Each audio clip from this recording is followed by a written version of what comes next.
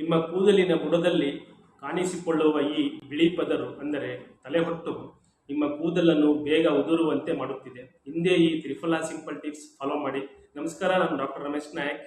ತ್ರಿಫಲಾ ಚೂರ್ಣವು ಆಯುರ್ವೇದದಲ್ಲಿ ಅತ್ಯಂತ ಮಹತ್ವದ ಸ್ಥಾನವನ್ನು ಪಡೆದಿರುವ 3 ಹಣ್ಣುಗಳ ಸಂಯೋಜನೆ ಆಗಿದೆ.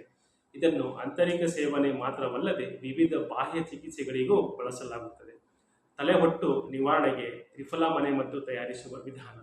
ತಲೆಹೊಟ್ಟು ಸಮಸ್ಯೆಗೆ ತ್ರಿಫಲಾದಲ್ಲಿರುವ ಆಂಟಿ ಫಂಗಲ್ ಮತ್ತು ಉರಿಯೂತ ಶಮನಕಾರಿ ಗುಣಗಳು ಬಹಳ ಪರಿಣಾಮಕಾರಿಯಾಗಿ ಕೆಲಸ ಮಾಡುತ್ತವೆ.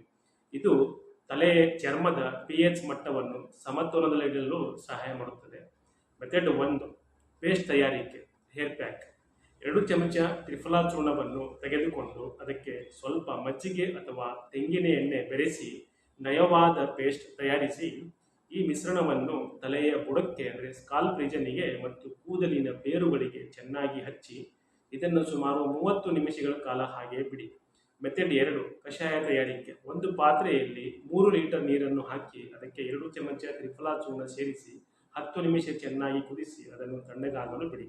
ನಂತರ ಇದನ್ನು ಚೆನ್ನಾಗಿ ಸೋಸಿ ತಲೆ ಸ್ನಾನ ಮಾಡುವಾಗ ಈ ಕಷಾಯದಿಂದ ತೊಳೆದುಕೊಂಡು ಅಂತಿಮವಾಗಿ ಸೀಗೆಕಾಯಿ ಕಂಟೆಂಟ್ ಇರುವ ಹರ್ಬಲ್ ಶಾಂಪು ಬಳಸಿ ತಲೆಯನ್ನು ತೊಳೆದುಕೊಳ್ಳಿ.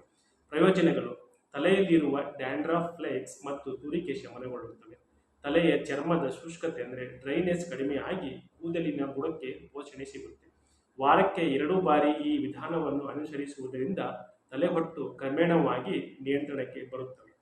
ಮತ್ತಷ್ಟು ಆಯುರ್ವೇದ ಆರೋಗ್ಯ ಮಾಹಿತಿಗಾಗಿ ನಮ್ಮ ಚಾನಲ್ ಸಬ್ಸ್ಕ್ರೈಬ್ ಮಾಡೋದನ್ನು ಮರಿಬೇಡಿ.